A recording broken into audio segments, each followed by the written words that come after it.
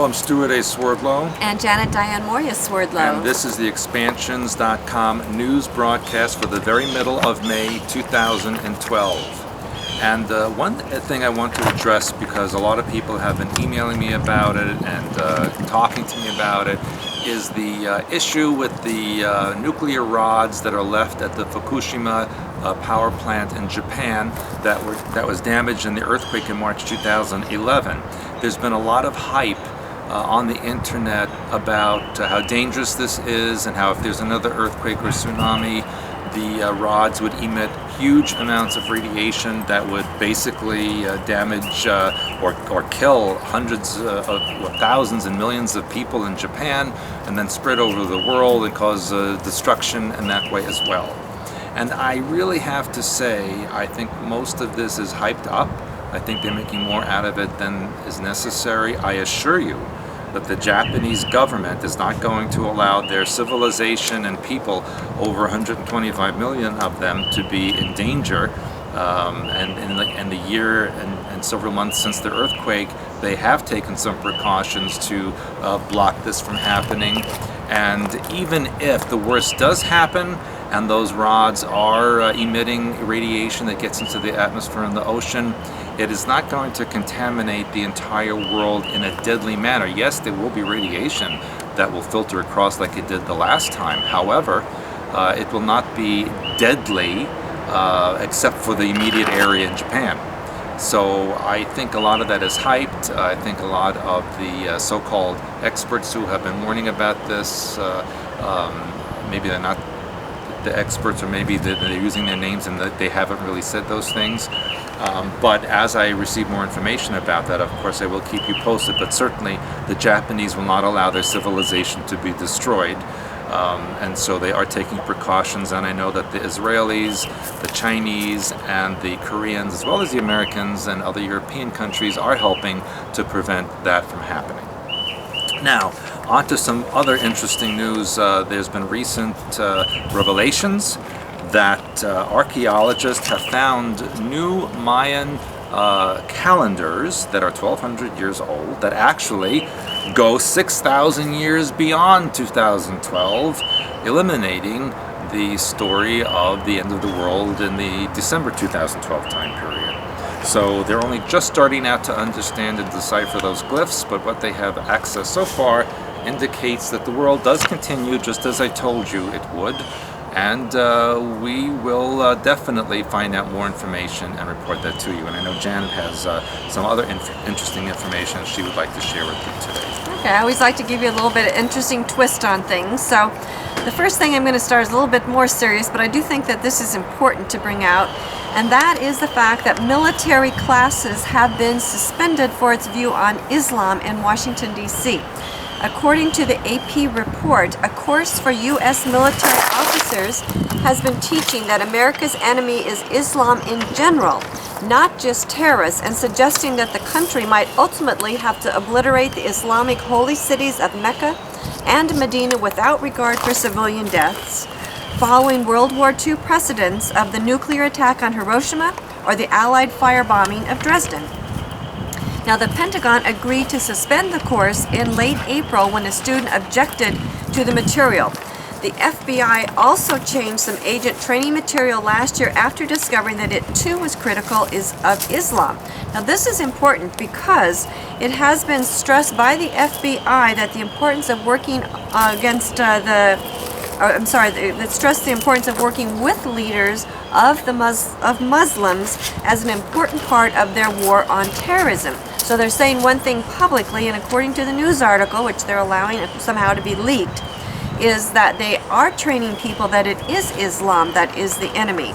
So that's what we want to take into consideration. And remember that each and every person is entitled to religious freedom, and we do not want to judge the religion itself, but we want to look at the specific people who perhaps could be bringing harm to wherever it is in the world. And it doesn't matter what religion, because we find terrorists in all religions fighting in the name of God in all religions. So you want to keep that open in your mind. And this, I think, is an important article. Next, I mentioned to you a few weeks ago about in Brazil that they now have cosmetic clinics that every citizen has a right to access, and it is free for everybody. They can have their facelifts, they can have their skin care, whatever it is that you want to do for cosmetic surgery. There are approximately 350 clinics in Brazil that you can go to as a poor person, even though it's a very poor country, and have that taken care of. You have that right to do that. And I mentioned to you that what a great population to experiment upon, because obviously they can't complain. Well, now interestingly enough, right next door we have Argentina that makes sex change surgery a legal right. The article says, quote, adults who want sex change surgery or hormone therapy in Argentina will be able to get it as part of their public or private health care plans under a general rights law approved on Wednesday. This law gives people the legal right to officially change their gender without having to go to court for a judge's approval, and obligates healthcare companies to provide them with surgery or hormone therapy on demand. Now this is important because, again, the New World religion is bringing in androgyny.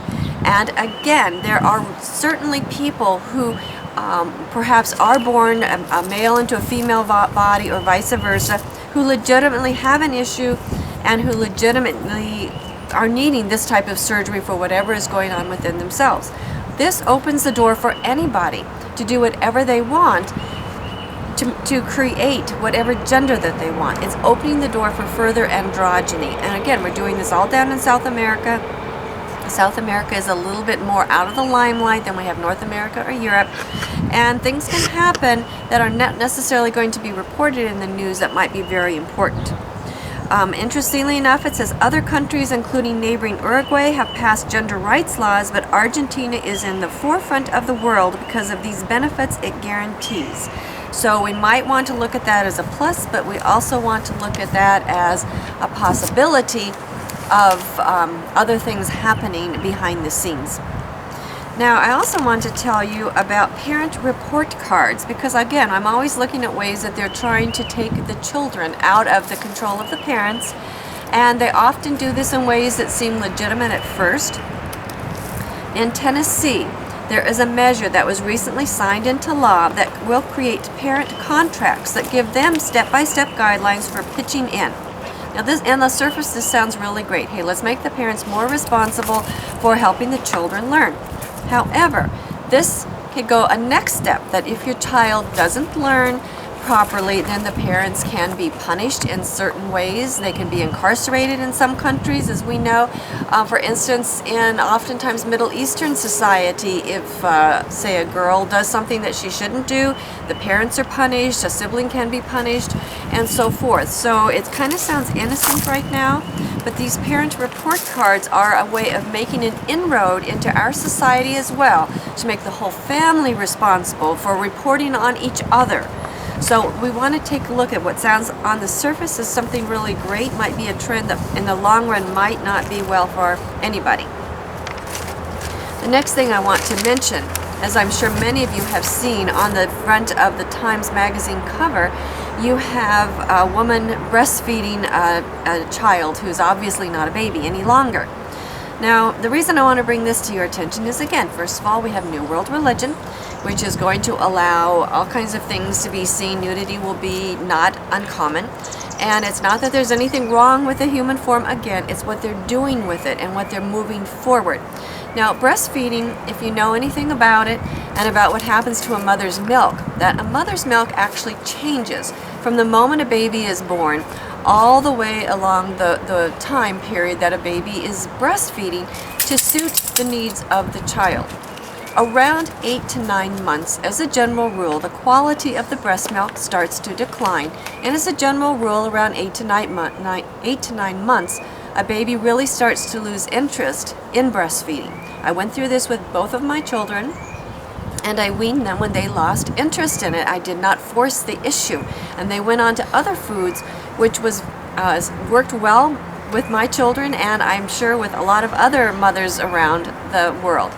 However, what happens when you continue to breastfeed your child like that, most of the women, and I know there's going to be some people that are going to write in, But a lot of women don't want to let go of their child, and it's a way of keeping the child to them, because the mind pattern of the mother comes through in the breast milk, and so the child becomes locked into the mother. She doesn't want to let go. Perhaps she doesn't want to have more children, or perhaps she doesn't want to be close with or intimate with her partner, or maybe she doesn't have a partner. So there are a lot of reasons why women keep their children breastfeeding. I mean, these women are breastfeeding their children 4 to 5 years old. It's a message from God. Yeah, it's a message from God. Let me turn that off. So they're breastfeeding their children long past the quality of the milk, and they're really doing it more for the mother than for the child. And there's also such things as the family bed. And again, these are people who are not allowing their children to grow up and to become mature adults, or the women have some other issues that they're not addressing. So I know I'll be bombarded with that, but I can't help it. That's the facts. That's what I see. That's the mind pattern, so be aware. Okay, the next thing I want to tell you, which has to do with getting your food from the government, is I was reading in one of the women's magazines, I can't even remember which one, but it was talking about that soon you will be able to go to your supermarket and you will be able to choose a steak or any other cut of meat, because there will be meat tissue that will be actually grown in your local supermarket, and you'll be able to get it fresh. This is going to have a big impact on agriculture, the way that we know it now. They are putting it forward as, for instance, you don't want to raise beef or buffalo because they're using land that could be grown other crops. But I will tell you that the land where beef and buffalo are grazed upon, or lamb, however you want to look at it, as a general rule, that land will grow nothing else. As a former farmer, I have been and toured through much of the agriculture here in America and in other countries of the world as well. And beef cattle are being grazed in areas that will not grow any other crops. That's why beef cattle are on there, because the other crops will make more money for the farmer, and if they could grow something on it, most of them would. So a lot of the beef, the sheep, the buffalo, they graze on what a lot of farmers would call wasteland. So look forward to being able to go to the supermarket and get your meat there. Also, they may have indoor gardens where you can get your produce and even perhaps your fruit. And again, a change in agriculture, but the most important thing to me is this is another step toward being dependent on the government for your food and taking it away from the independent people who are doing their best to grow it for you. The last thing, which is kind of related, some of you may have seen the Fox News program where Jenna Lee went to a restaurant in New York City and had grasshopper tacos. Now, bugs are one of the last frontiers here in North America and Europe that, as a general rule, we're not used to eating. And there was a big article in one of my local magazines that I get in the mail that happens to talk about what's going on around. And I wanted to read you some excerpts from this because I found this very interesting. It says, surprise, bugs don't taste like chicken. The new culinary buzzword is bugs. They said that ants are citrusy, grasshoppers are nutty, and like tofu, stir-fry mealworms absorb the flavor of spices. Deep fry the beetle larva for a crunchy, curly, fry-style treat. Crickets taste like almonds and walnuts, and you can see for yourself because you can whip up a batch of chocolate chip cookies at home. The way you do this, in case you want to know, and this is why I'm not doing a cooking podcast this week, because I couldn't find enough bugs, nor could I find anybody to taste test for me. So I'll just... Or breast milk. Or breast milk. We talked about that. Okay, so you can follow your own chocolate chip cookies recipe, it says, but instead of using all the chips, substitute half the chips with dry roasted shucked crickets. Yum. If you don't know what you're eating, you think you had some almonds. Okay, giant water bugs have the sweet and sour taste of green apples. Male bee larvae taste like a combination of honey and bacon. Let me see what else we say. It says, why are insects ickier than, say, lobsters and crabs? This comes from someone at the University of Illinois. Because they're cheaper. Suppliers sell bulk live crickets and mealworms for a few bucks. As a bonus, bugs are the bee's knees and natural health food. They're low fat, low cholesterol, low carb, yet they're rich in B vitamins, calcium, and iron. So according to researchers at the University of Illinois, this is the way to go. Now, according to the University of Iowa, they said that grasshoppers have 20.6 grams of protein per 100 grams, close to 24.7 grams of protein in 100 grams of ground beef. But hoppers contain half the amount of fat. Edible insects are earth-friendly too, more ecologically and environmentally sustainable than cattle, pigs, and poultry. This is exactly what I told you they'd say. They produce far less waste and don't generate greenhouse gases. The Food and Agricultural Organization of the United States reports that the most consumed insects fall in 4 main groups: ants, beetles, wasps, and grasshoppers, crickets, it says, and moths and butterflies.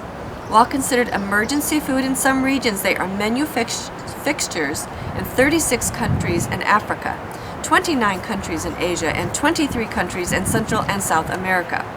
Many cultures prize certain species as delicacies.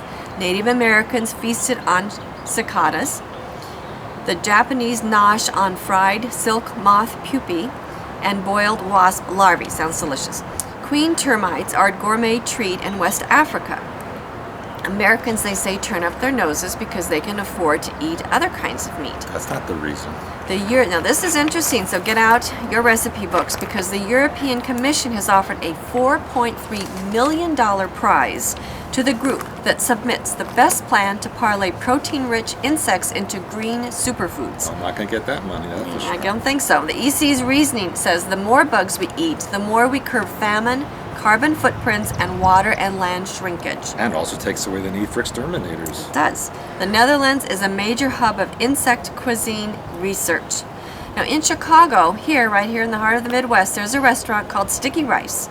There you can get a serving of bamboo caterpillars, which is a delicacy in northern Thailand, for only $5.50. For the main course there, you can also order a fluffy egg omelet seasoned with sacks of black ant eggs for only $6.50. It says next to the curries, the deep-fried caterpillars are the top drawer. They remind the server there of French fries. And as for ant eggs, they said they have the taste and texture of masago, the roe of Icelandic smelt. So, the last thing I want to tell you is there's a fellow, and let me see. I can't find his where he's from. But anyway, this gentleman makes killer grasshopper cookies and advances to full-blown insect entrees. He believes they will transition into being eaten as main dishes. So why are the focus on insects? Well, outside of the fact that they are eaten in part of the world, we also want to take a look at, guess who eats such things? Reptilians.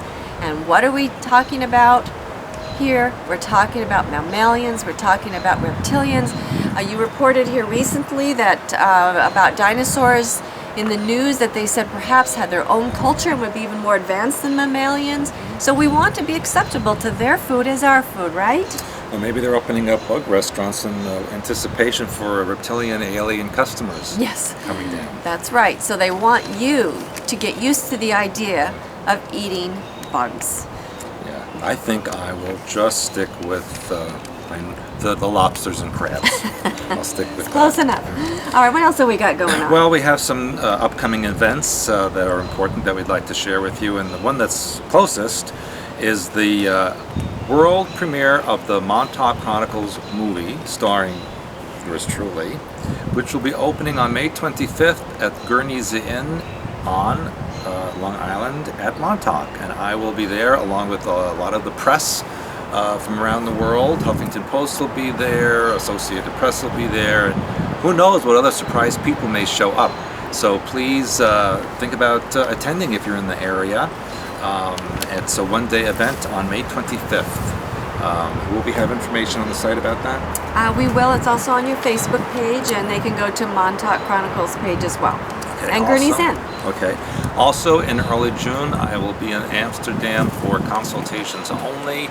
Anybody who's interested, please email events@expansions.com. And then from there, I'll be going on to South Africa, where I will be speaking 2 occasions at the Celebrate Life Festival in Cape Town. And then I will be speaking at the 8 o'clock club during the following week, and finally doing a seminar in Cape Town, a 2-day seminar. Again, please go to events@expansions.com to find that information, or there will be there's a blurb on the so seminars they can go on to website, the Expansions. Celebrate Life Festival. It also has a website, and of course you'll be doing personal consultations while you're there as well. As well as I will be at the international premiere of the Montauk Chronicles movie in Cape Town as well. Yeah, so lots of events happening there. You'll be there, about a couple of weeks, 2 I weeks, think. Yeah, yes. so a lot of things happening.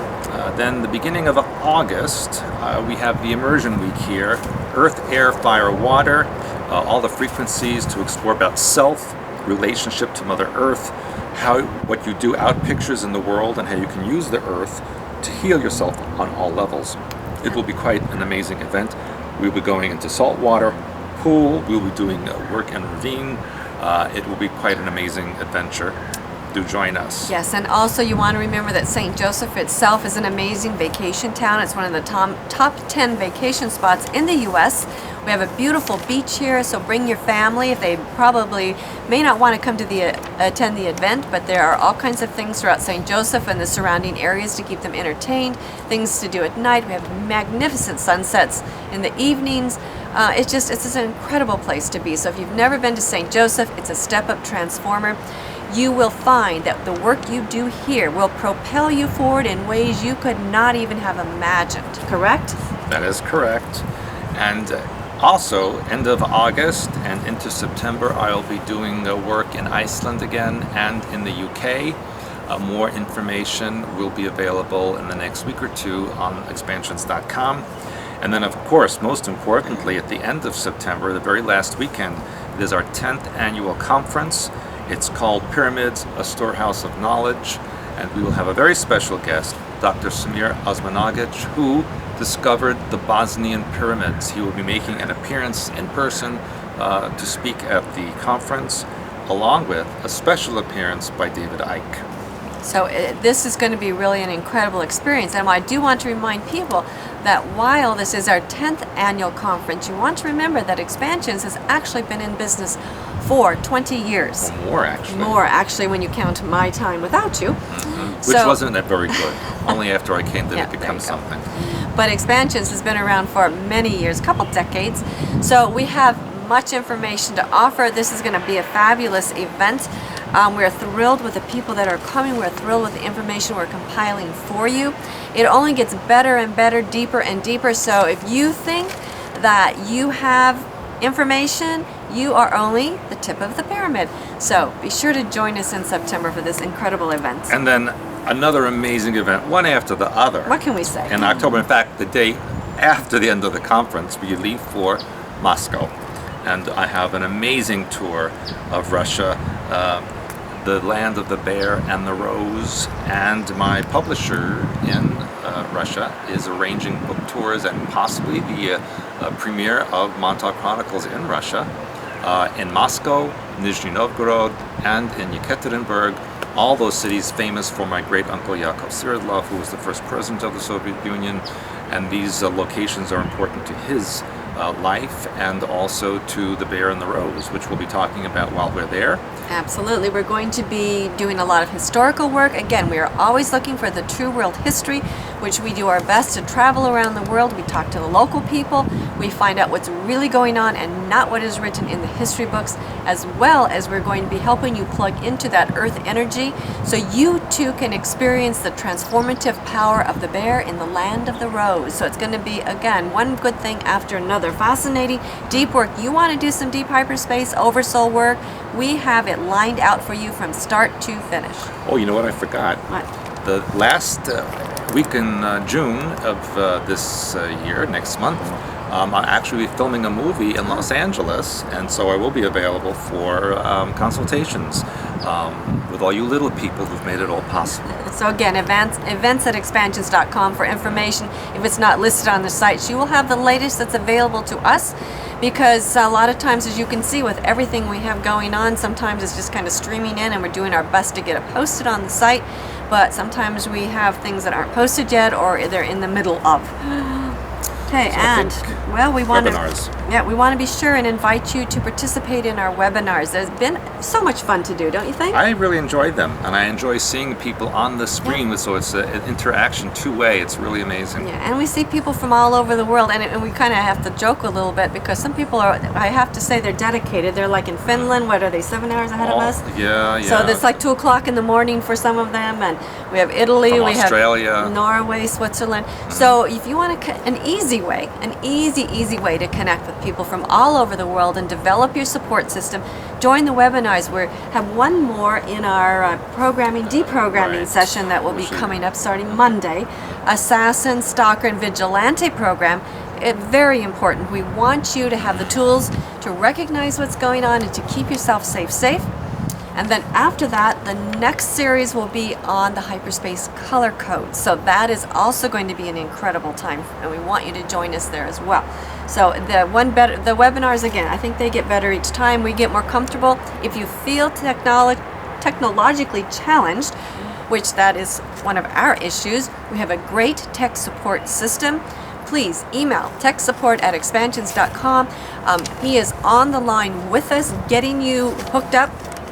Beforehand, ask him what you need to know, and he will help you. So we make it an easy process for you. We don't want it to be a difficult one. And the people who are on say, I wish I would have done this before, because everyone is getting so much out of it. We give you great exercises, we give you feedback, we address your comments, you have a chance to interact with us personally. It is an amazing classroom experience.